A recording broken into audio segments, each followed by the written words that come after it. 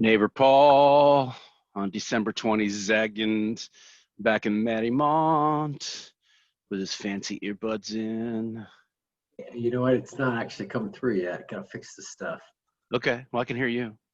I know. I can hear you through my computer, but let's see here. Ah, you're in my fancy earbuds. How are you?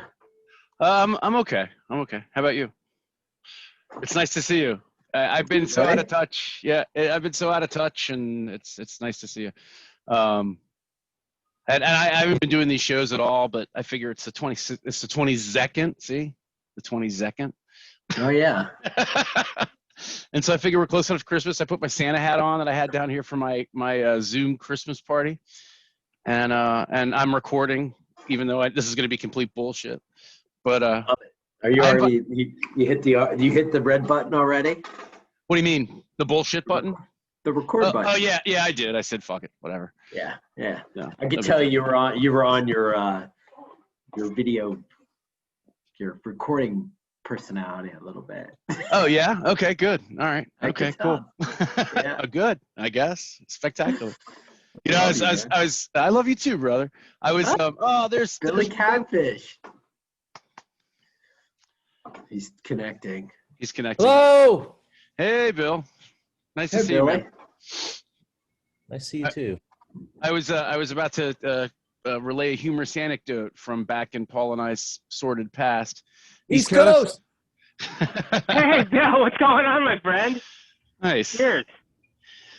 Yeah. Vince, your microphone's kind of maxing out a little bit, man. You should take your mic tone down just a little. Coming in a little too hot for you, huh? Just a little Every hot. time. I know. No, didn't we determine that Scott just has some sort of spidey hearing and it's his problem? No. I don't hear it, but every time Scott hears something that's going on. Oh, okay. Maybe we did then. I don't know. Maybe we did. I don't know. But I think Vince has his pajama pants on too. I do. I wore them all day. I even wore them to Walmart this afternoon. Nice. Well, isn't that required? Kidding. Are you supposed to? It is. Hold on, I'm trying to sort out this whole sound problem. You don't really have that big a sound problem, man. It's actually way better right now. As long as you're not What shouting, was- it's cool. Hey, what was the story you're gonna tell? Oh no, I was just going up and I was making sure I had a couple of beers here to open to come down and enjoy with my friends while we discuss the looming holiday. And I remember this time years and years ago, it might have been after I'd gotten a DUI or some shit while we were neighbors, when you took it upon yourself to say to me, hey man, you don't have to drink that much, just smoke a little more ganj. Man. And I just, shit. yeah, when I was just thinking about it, I was just like, oh, that was kind of sweet of him. He's like looking out for my, meanwhile, I'm just like, shut up, Paul, and open another fifth of J-Mo. J-Mo. Don't even start with that crap.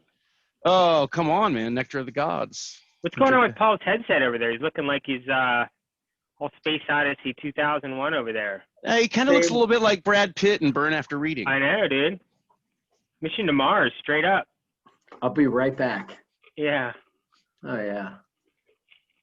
Did you guys get your Hot Freaks email today? I did, but I haven't listened to it yet. And Bill, I think you and I are probably the only two of the four that actually. I was gonna say. I don't get the Hot Freaks emails.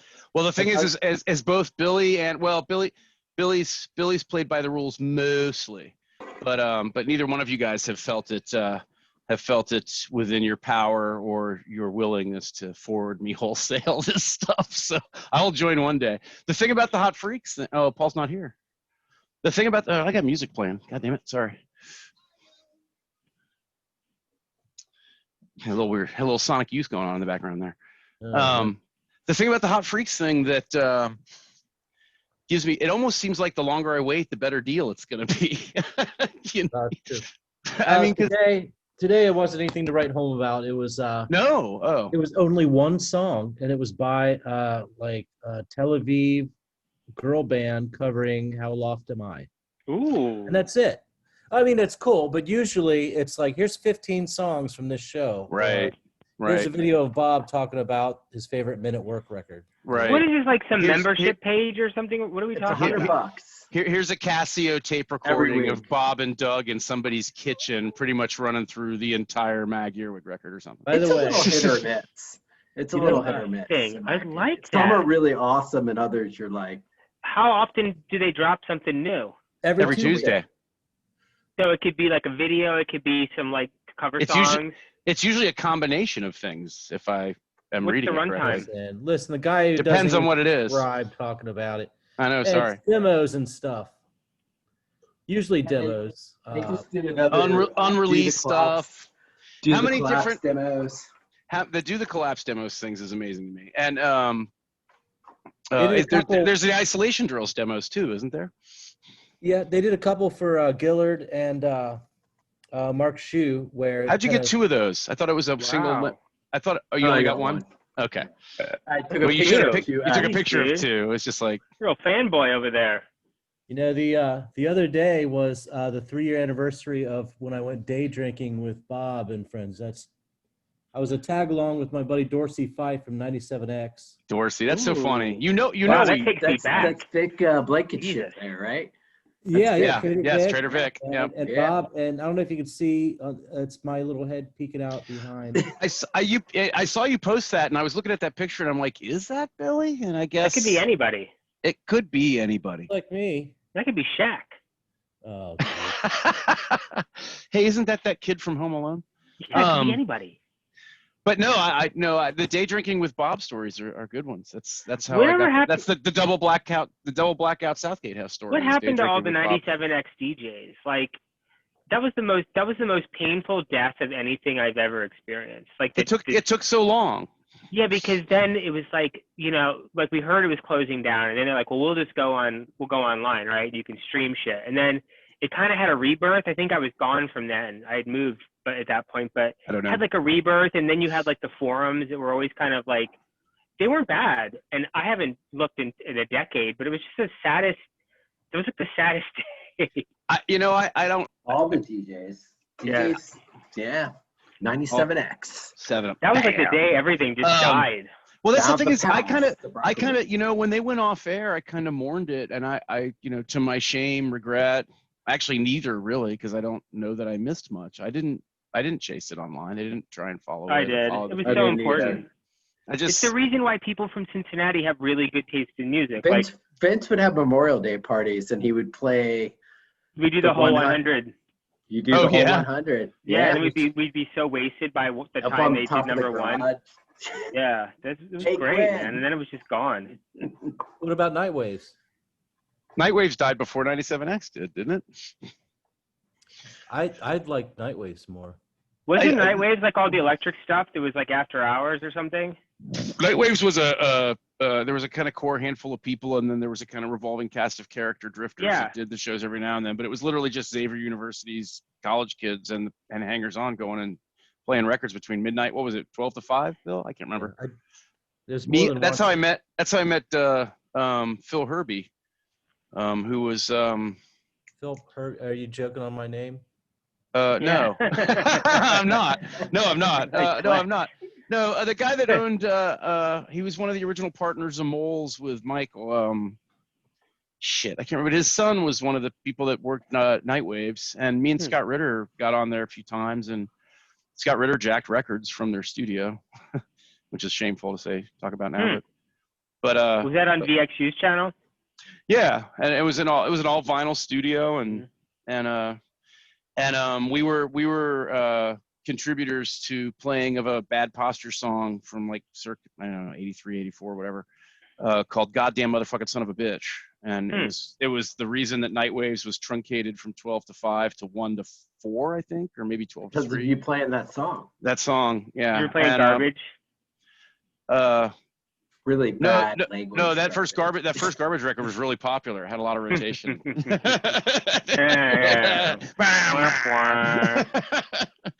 But no, Phil Herbie. I wish I could remember what his dad's name was. Not Bill Furbee. Phil Herbie. Those were the days, man. Remember, you had to make like an antenna that was like configured in one way to get it in, and if you moved it just like a quarter inch left or right, you lost it. And there was like certain parts of Cincinnati where you get it in really good. Yeah, and you were my parents' house in College Hill. My sister had this. She had this little portable tape player radio thing, and it had the antenna on it that her bedroom was on the south side of the house, and she stuck it out her back bedroom window and got 97X. Yeah. That's awesome. It was so great. And the funny thing was, like Miami, Ohio, were just a bunch of like preppy assholes. But like, I Oxford, remember They had the greatest radio station of all, like. But that's the funny That's thing. because Like, the kids. No, it's any college station. I mean, it became a rule of thumb. You know, I'm sure it was true way before, but once we got to the late 70s, early 80s, and probably into the early 90s, anybody at a university of any size that wanted to be involved with the radio station had good taste in music. Typically, it was kind of by default. I was the radio station manager at Miami University, Middletown. Yeah. damn, son. Yeah, that's Is that the satellite station? Were you like? I was actually accepted to Oxford, and I said I don't like this place. I went to Oxford was fun. I mean, it wasn't Athens, but it was. There were parts of it that were close. I wrapped up at Middletown just out of convenience. I could stay with my parents for a couple of years when leave college was something, So you were the DJ there, like the remote DJ? He ran the station. Well, at Miami University, Middletown, the difference was it was closed circuit, which means speakers played in the cafeteria. And weren't there places in the dorms where people could plug in and listen and stuff if they wanted to? No dorms at Miami Middletown. There weren't? Oh, what am I thinking? Sorry. So it went to the cafeteria. There was a travel lodge. Yeah. I mean, let's cut to the chase. We were the cafeteria music. That's pretty cool. Was there a booth next to the food line where people could see people spinning records, make requests? I mean, you got to start somewhere. It wasn't far from there, but. But I remember going to like frat parties up at Miami just with like somebody who had a college friend or some shit. And I'd go into like this frat boy's room and I would always like steal CDs and shit. Like, I'm like, fuck these guys, That's sweet, probably, man. Yeah. Well, I remember. So Scott, I just want to remind you. No, really quickly. I just want to say that knowing Vince comes from the wrong side of tracks, underprivileged America. I totally understand his resentment of a fraternity circumstance where people had money. I mean, he had to scrape and fight for everything. I was just posing, But I remember like he had all these Husker Du CDs and he had all these Bob Mould CDs, and I'm like, I couldn't reconcile if he was like wearing like a long sleeve white t-shirt with like his frat shit on it. You know what I'm talking about, those shirts. But he had like this amazing music. Shirts. He had this amazing music collection, and I was like, this doesn't make sense. Like, you shouldn't like this. You should have nothing but like Dave Matthews in here, and you don't. Hey, the last time we were on, Vince was stealing Coca-Cola signs from his dead neighbor. Oh, that's right. And now he's stealing from his fraternity friends. Drain the swamp, baby. Like I said, man, when you come from the rough tracks of East Side Cincinnati, you gotta do what you gotta do, man. Oh yeah, I know, man. It's a struggle. It's all about surviving. That's right. You know what I'm saying? And it's also judging. It's not just surviving, East Coast. It's not just surviving. It's judging as well. That guy didn't deserve that quality collection. No, Kip would have gotten a brand new record on Monday. Did you say Kip? Yeah. And I would always steal one of the long sleeve white T-shirts to like give to my girlfriend. Wow. I had no mercy for the weak, my friend. So it's December 22nd. Billy, tell me a little bit about your holiday plans and what they entail. Oh, well. And are you ready? I'm ready, man. I dropped the bomb on Billy. I'm fortunate this year. Work has been good enough. I was able to do shopping without any concern for budgets. My girlfriend actually said a couple months back, she's like, here's the list. And I said, oh, is that what you're getting for your boys? She's like, no, that's what you're getting. You're getting.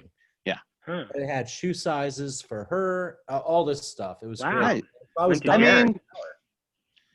It's nice to be straightforward. But then, of course, we got COVID. This is Scott, as you know, my dad died in February. Right. So it's tough Christmas. We'll go up and Wait, visit. of COVID? No. Okay. No. But we're gonna go visit Mom tomorrow up at the 300-acre family farm. Ooh. All right. You guys gonna be on opposite corners? It sounds pretty remote. We're gonna do a little campfire type thing. Her only neighbor is my brother, actually, which is helpful. Yeah. Kids, so. How old's your mom, Billy? Is it a pot farm or is it like just a farm? Just Ohio corn. Ohio corn. Ohio corn, baby. I was literally praying to whatever gods that be that you went sweet potatoes. It's legal now. Sweet potatoes. So anyway, tomorrow we're going up there, and then my girlfriend with her 2 boys, she's got to figure out this deal with their dad because he gets them Christmas Eve, and then he drops them back off Christmas morning. Yeah. Well, that's a drag. That sounds complicated. They're like 3 and 6, so they're a real special age for Christmas, of course. Yeah, this is the best, Billy.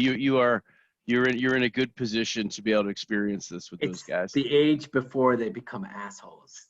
It's actually the beginning of the golden age because there's really about 5 years here. Hey, Paul, you and Vince, you guys could both concur or not, but I think you got about 5 years here, Billy. 5 or 6. 5 or 6, where those boys are going to be awesome. They're going to be so much fucking fun. And then what happens? They turn it. They start to get a sense of themselves, and they're like, "Fuck you." Yeah, there's like 2 good years. I think it's like 9 and 10, maybe 11. Yeah. Just assholes. Well, I'm gonna say, my guess is because you guys, you and Katie got a good thing going on there. I'm gonna go ahead and go out on a limb and say that 11 or 12 is the oldest first time he's gonna say, "You're not my dad." Yeah. He's gotten close. You know what I mean? I mean, Lucas said that he's 9. That's cynical shit. I don't want to live with you stop. anymore. I hate you all. I don't want to live with you anymore. Well, your boy, Paul, your boy is special. He's hilarious. One does come home and he's say, awesome. He's crazy hilarious. Sorry, crazy. Billy. No, the oldest one does come home from his dad's and he'll say, Papa said he hates Bill. He doesn't like Bill. Oh, Jesus. And Katie will be like, "Oh no, it's not good to hate anybody. You can not." Oh man. This is about your father-in-law. Wait. No, the ex-husband. No, hates it's Bill. the girlfriend's baby daddy. Yeah. He's out for blood, apparently. Bill, I'm worried for your safety right now. No, stop. You know what? I've been in this situation before. I had one dude made. I bet homewrecker. He's been in it before. He's like, yeah, he's like, my first I've been here, man. I say no. This is my first rodeo, right. fellas. When I raised this other chick's kids, I was like, oh, poor Bill. Well, he's one of the guys. No, I think all this is awesome. I really do. I think Billy's really fortunate in this circumstance. One of the guys, Chris Various, writes for the Enquirer and Florida Motor. I met this. I am girl, acquainted through friends of friends, and we briefly dated. And she had just split up with him of 3 years. Mm. And she, like, after a couple of weeks, she's like, he really, really does not like you. I was like, yeah, I know who he is. Yeah. Yeah. And what was the other? Did he write like a hit piece on you or something? That's why he wrote a hit piece. I know, like Billy. I know they like the bad news. They're like, my ex does not like Billy. Yeah. There was another. A girl that I was dating for a couple years, and her previous guy was another local musician. So he had a T-shirt made that he would sell at shows with a cartoon picture of him killing a catfish. Yeah, dude, that kind of press is worth its weight in gold. And that's and Paulie's right. Low bar. Low bar. But Paulie's right, man. Dudes benefit from stuff like that. Me and Christina probably wouldn't have gotten as far as we have. Like past tense. Without Billy. Oh yeah, without Billy. It all up. No, I was gonna say no. It's that Christina's parents' disdain for her previous boyfriend helped me a lot. Oh. They hated that. I thought guy. This was going the opposite way. No. I benefited for you. Yeah. Well, so the bar was already really low. Yeah. That grew over time. That grew over time, Paul. But I benefited greatly from the fact that they really. So they disdained the previous boyfriend, and after that wore off, they started disdaining you. And that it didn't take long. But you see, that's the thing. Is by that point I was already in there. You know what I mean? It was too late. Yeah, they just folks. I mean, they love me, and then there's a 13-year gap, so that's good. Yeah, no, it's a good. Yeah. See, that was the thing I had too, is the big age gap. So tell me, Billy, really quick. Wait, back you're to 13 Christmas. years older or younger? Older. You're 13 years older? Me too. That's where I'm at. Yeah. I'm 7. You only act 9. No, 6. I'm the younger one. Here's the best part, guy. That's I'm a shocker, Vince. Oh, you're nothing.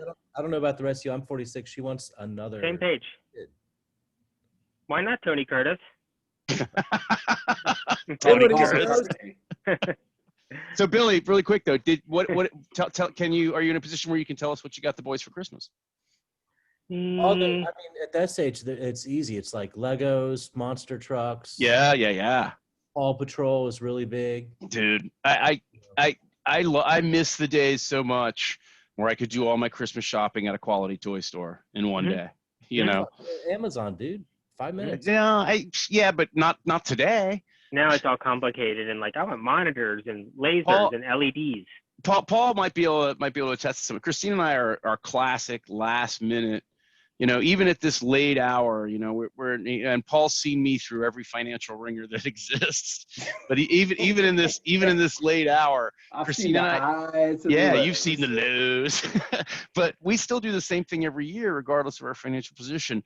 We do it all a few days before Christmas, and the kids are at the mercy of what we can get. That's kind of fun, though. It is fun. That's the whole thing. And I still blast my financial situation out of the water, knowing full well it's going to be a lean couple of months afterwards. You know, I don't care. Yeah. It's just like, you know, whatever. Yeah. So Vince, tell us now. What's your week like? What's the circumstance? Billy. Legos, monster trucks. Yeah. There isn't any one spectacular thing or anything. Just like the boxes are going to be just as good as the presents. No, just overloaded with media. We have a friend who makes jewelry, so I let him, the oldest son, pick out things for his mom and his nice. Oh, that's sweet. No, that's sweet. That's super sweet. All right, Vince, go. Well, any other year I'd be there right now. I know. I was literally gonna ask you if you're coming out at all. Most years we'd be out at a bar together right now. We'd be like at Northside man. Tavern getting hammered. This is just as good. Looking at all the old hip chicks thinking we could still score with them, but we can't. Yeah, we can. Still got it. Yeah, it just sucks because like I never really put much stock in it. I was like, yeah, every year, you know, since we've moved here, we've always come back. And Enzo is always like, I'm gonna stay home. Just he wants to have Christmas here. I'm like, no. And then this year that we can't go, I'm like, I'm miserable. Really? I love the drive. Like it's just this time of year, especially because we got a lot of snow, would just be gorgeous. And like Maryland to Cincinnati. You do all the state routes, just that short stint to interstate in West Virginia. Yeah, like I go Maryland, West Virginia, Pennsylvania, and then back into PA, like and then to Ohio. It is a pretty drive. It's beautiful. I mean, once you get to Ohio, it's like poker flat the rest of the way. But you're okay with it because like the first 6 hours is like mountains and passes and it's all like you might hit a snowstorm like at the top of the mountain and it's like it's all hell, but it's like so exciting. And then you get there, your parents have a dope ass tree. Dope ass? Yeah, it's sick. His mom said and like the crowning jewel of Amberley Village. Yeah, like the best coffee you've ever had, and like she'll make a vape and a coffee for you. Yeah, and like the charcuterie plate of your dreams. Okay. So yeah, I mean, obviously we're all suffering, but what's this like? What's this week look like? What's I'm off all week. Cool. I'm building another car. You know, it's I can't really talk too much about it. I was gonna ask you to build me one for the boy. Yeah, I picked up another roller yesterday for $200. This guy. So, what's the big gift? What's Enzo's big gift? Are you classic American, where there's like one gift that's like the thing? No, not really. We spread it out, so it's more exciting. But like, we got him like a nice monitor, like a big ass monitor. You got? Oh, wait, I'm sorry. You got him what? Like a big monitor. Right on. Like a screen. What's big? Like 48 inches? No, like 28 or something. And it's all like, look at that one. Wait, show it again, Paul. Paul's like, this is Katie's kitchen TV. It's 56 inches. Oh, it's like nice. I'm kidding. Yeah. Well, that's cool. What else? Is there anything cool? What about the wife? What did you get? Then he realized this year, like he finally came to the conclusion that Santa Claus doesn't exist. He's been fighting it for a while. Luke knows since he was 4. Yeah. And Luke said the other day, goes, I knew because you bought me the wrong gift, Dad. Yeah. Oh man, it was sad. It was sad to see that dream sort of just like. Seriously, Paul, do you remember the whole thing with Santa? Like I never believed.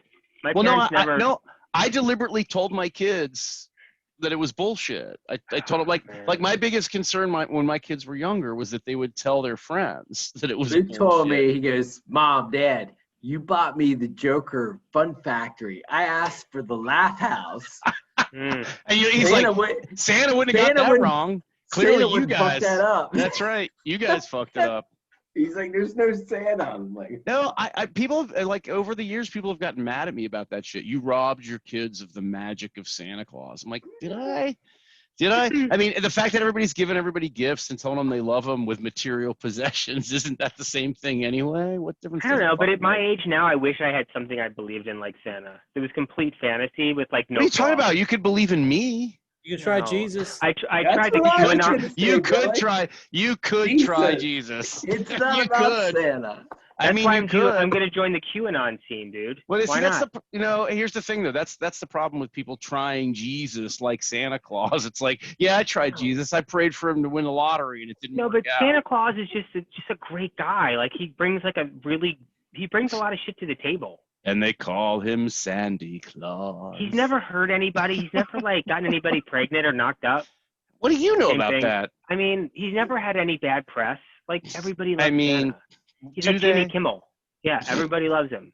Everybody loves Jimmy fucking Kimmel. All right, enough. All right, Paul, come on, tell me all about it. Margot, Luke, tell me what are the? Can you talk? Can you tell us the big gifts? Oh yeah, well the big. Hang on, really quick. Welcome home, man. You've only been back for like a week now. Yeah, what's up, SoCal? Oh yeah. You hanging loose every day? Yeah. Still? Gnarly! That was the big gift. Like, and the kids are cool about it. Oh sure, fuck. We went to California. We went to California for 3 months. Merry Christmas. My kids would probably be cool with it too. Yeah. So Paul, it seemed a lot longer, man. I missed you. I'm glad to be home, kind of. But even Luke said the other night to my mom, he's like, I'm not like expecting. He's like, I hope I get some gifts, but we went to California. I'm like that. I mean, dude, that's worth its weight in gold. Did you really not get him anything else? No, we did. They did. Some, he got some Simpsons shit and like a video game for his Xbox. He got a few. Yeah, he did. Both the kids got you bought the. Katie and both the kids the iPhone 12 Max Pro phone thing, right? No. Okay. No, we switched to like iPhone 11. We got that like with Sprint like the beginning of the year or something. But right on. So yeah, I don't know. Christmas we chill. We're like debate. It's the whole like, how do you like see your parents but don't see your parents because of COVID? Like, so like we went over to my mom's house today and walked around the neighborhood with her with mask on and so well at least you could do that. We're gonna try to do some stuff outside, so that's the plan. Hey, quick update. I just got a text from my girlfriend. She might be coming over to visit. Oh, cool. She'll be sticking her head in the camera to say hi. Oh, that'd be great. I would love to see her. Yeah, this is a weird time. I really appreciate being able to talk to you guys tonight because the COVID thing it's so fucked up. It's so much worse. When I was talking to people almost every night last spring and stuff and how crazy it all was, it was nothing like it is now. It's worse. And the thing is glad to get out of California for that. Yeah, I mean that's the thing. My wife's sister lives in Temecula, and her and the kids traditionally come back here to spend Christmas with Christina's mom. And, a couple of weeks ago, they told Christina's mom, well, they just put this new travel ban in effect in lockdown, and we don't think we're going to be able to make it. But, of course, her ex-husband drove them. So, they're typhoid Marying it all over Cincinnati. But is it Temecula what they use to look at vaginas? Is it? Temecula. Thanks, East Coast. You're welcome. Oh shit. But anyway, so what's Katie's big gift, Paul? Are you and Katie going to Hawaii? California. That was the big okay, that was a big thing too. Dude, I mean that was awesome. That really was, and I ribbed you a little bit for it, but I would. I got a couple things. Paul, is your house all decorated for Christmas and shit, or did you guys just not have time to deal with that? No, we got home and put the tree Did it up? And, yeah. So, I mean, yeah. Yeah. You know, whatever it's gonna be. Well, that's cool, man. That's cool. Yeah, we're home and. Well, Luke and I would wish we were still in California. I wish. Well, I was gonna say I wish you were still in California too, but. Yeah. We're here. Yeah, you're here, and you're back for the real serious portion of this program. Really, in my opinion, I think these next 3 months are going to be absolutely devastating. I think there's going to be That's not very positive. I mean, well, that's the thing is I was.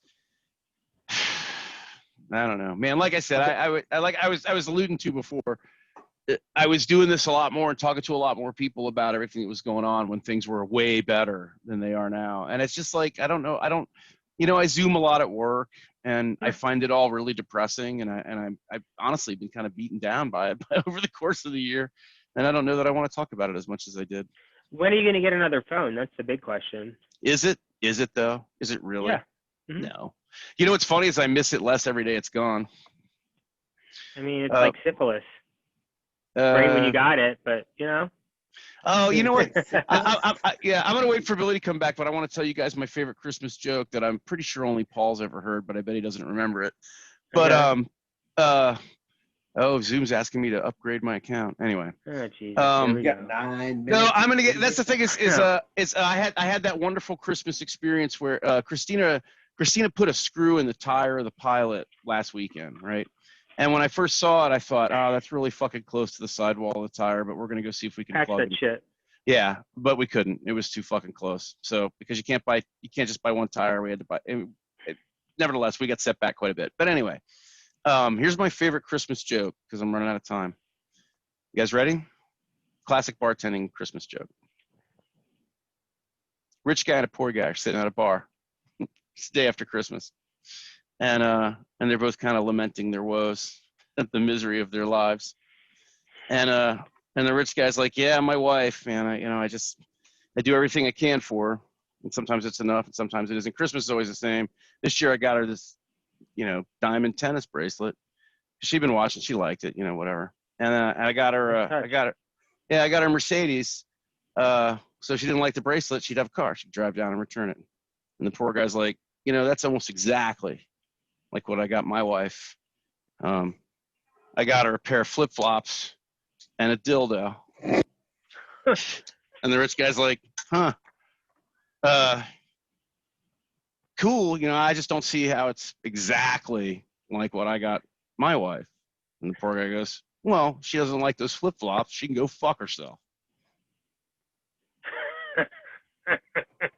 Hey, you gonna record this and put it online? I did record it. Pretty dark. That's some pretty dark stuff. Oh man, that's whatever. That was a lot of work for that ending. I'm not cynical about dildos, but I don't know. Sometimes the joke in itself is the setup. Yeah. Sometimes. Yeah, sometimes. That's true. Sometimes the setup, for a bad joke is what's the funny part. Well, I can go with that. I'll take that. There was this film years ago. This came up earlier today with Christina. There was this film years ago. I think it was called Amazon Women on the Moon, and all it was like a montage. It was like a sketch comedy thing. The theory was that it was like flipping through cable late at night. Mm-hmm. And there was a super high budget, really well done pirate movie. The whole thing. Cutlasses, sailing ships, cannon fire, ropes, sword fights, whatever. And one of the ships was flying the Sony flag, and the other was flying, MCA or whatever. And the whole purpose of it was so that when the pirates were looking over their booty and they started playing one of these videotapes that was in the hold of these ships, and the FBI warning came on, the captain could go, "Oh, I'm so scared." That was the whole joke. It was like a 20-minute thing for a really bad joke. Yeah, wow. I'm not going to watch that. But I've never forgotten it. Yeah, it's so bad. I'd venture to guess. No, it's great. The whole setup for that terrible joke was brilliant. I'd venture to guess that that story was our big gift this year. Yes, it was. Merry Christmas, gentlemen. Merry Christmas. The gift By of the a way, great story. East Coast. Yeah. A week and a half or so ago, Billy and I got together, and ran some errands, and Billy put a bag in my car, and he was like, "That's for the Haggerty's later." I was like, "Oh, cool." And it was IPA he'd made, a growler of an IPA he made that was delicious, was fabulous, had a sneakily high alcohol content, and it was sample. There was not a stool sample, but there was a beautifully fragrant, I would guess, close to a pound of Billy Furbee home roasted coffee beans. Seriously, that's a real signature gift right there. There was a jar. There was a jar of the Bill Furbee fermentation plant pickles, which my daughter who doesn't like pickles actually tried one of the Bill Furbee pickles just because she knew who he was. Wow. Yeah. Like Guy Ferretti. And there was also a loaf of bread that Billy unfortunately never recovered from the freezing, and just it was as hard as a rock, and we ended up. Did he make it? He made the bread with tell him the story about the grains and stuff from the brewing process. Yeah, we made a stout beer, and when you make the homebrew, you got grains that soak in water for a little while, and then you. Katie's creeping in behind him. I saved the grains and made some bread with them. But Christina's the bread wasn't a hit, but the pickles and no, everything was a hit. And my guess is the bread would have been a hit because Christina saw that bread loaf, and I was telling her what the story was, or at least it wasn't exactly what the story was, honestly. But she was like, "I'm totally going to pull that bread's middle out and cube it up and put spinach artichoke dip in it." That's what she wanted to do. I'm moving to Bill's house when the apocalypse happens because that's you should be this dude. A lot of people know that Mr. Catfish guy is like a friendly guy to hang out with, a talented musician, but he's actually kind he's kind of a Renaissance candles. Man. Are we there? Do we do scented candles? Why not? What? You like everything you rattled off was really impressive. So I'm like, how far does it go? What else? How far down the rabbit hole would you like to? Yeah. What else am I getting for Christmas from the Furbies? Oh, I made a big bag of homemade toffee. Toffee? Are you kidding me? He's not. Unfortunately, he's not. Or fortunately, he's not. I don't know. That's impressive. He's got a cat. Did you see that cat that just walked by? He actually built that cat out of spare electronic parts he had. That cat is made of Sophie. Whoa. What's going on there? A lot of toffee. Jesus. It's a lot of energy, man. It's like Willy Wonka up in that piece. Ladies and gentlemen, William Furbee. Renaissance man extraordinaire. I don't know what to say. The thing is, what can you ask of yourself, Vince? You look back over this life and see what you've accomplished and see what cradle to grave, right there. Yeah, man's got it all. And and Paul and I talked about starting a T-shirt company once. Ooh, no, man, why not? We still should. Some dope, call it Cincy Tees. No, we have the title and everything. It's a Fairfax Polo Club. It's funny. There's some great T-shirt shops in Cincinnati. I love Fairfax Polo Club. The Cincy shirts guys did a good job. Riding a BMX bike with a shovel in his hand. A snow what's shovel. It called? The Fairfax Polo Club? A snow shovel. Oh, is that what you were going to call it? Yeah, Paulie and I drunkenly conceived this T-shirt company. We were going to make millions on a porch on Harrow Avenue. That could have been huge. We had a lot of good ideas. I think that night we came up with 50 different T-shirt designs, and each one was funnier than the one before it. And then somebody passed out. Only if you had done up on it. We didn't give up on it. We shelved it for a future date when we find it. Pause. Yes. For a better day. It has. But gentlemen, so everybody's ready for Christmas. Nobody's under particular duress. No, we're ready. I don't give a fuck. Billy, do you feel better? Yeah, the bullet bourbon's helping. I would imagine that. I'm going to do it anyway, but I told myself I wouldn't bring up your circumstance. But Billy, I don't know if you want to tell these boys. A abbreviated version, but Billy took a little bit of a blow today. So I've been So where I live in Newport has been particularly hot with home sales. And so I told my girlfriend. And Billy has a very nice house, by the way. Yeah, the woodwork's amazing.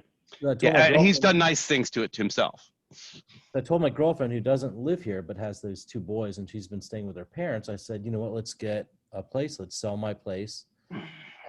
Mine was 110. It's valued at 169. It's paid down to 85,000. Yeah.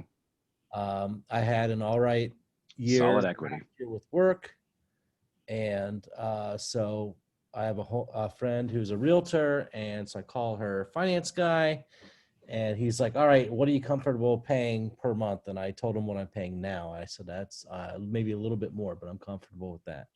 Sure. All right, no problem. Smart. So if we sell your house at this amount, this much down, and then we buy a place at whatever amount, and okay, looking at this, more or less, you can look at a place for $250. And so the last 3 months, we've been looking at a place for $250 max, of course.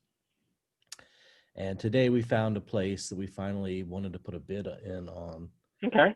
And I called him to confirm the details, and he says, oh, there's been a misunderstanding.